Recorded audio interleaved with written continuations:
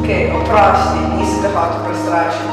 Tukaj delam še 15 let, čisto sem že zmenil, lahko skupaj pobegnemo. Okej. Lej, še enkrat oprosti, ampak nekaj ti moram povedati. Tukaj v tej umobolnici živi starodavni duh po imenu Jahač Zidov. Tukaj živi že več tisoč let. Res? Hej, za tabo.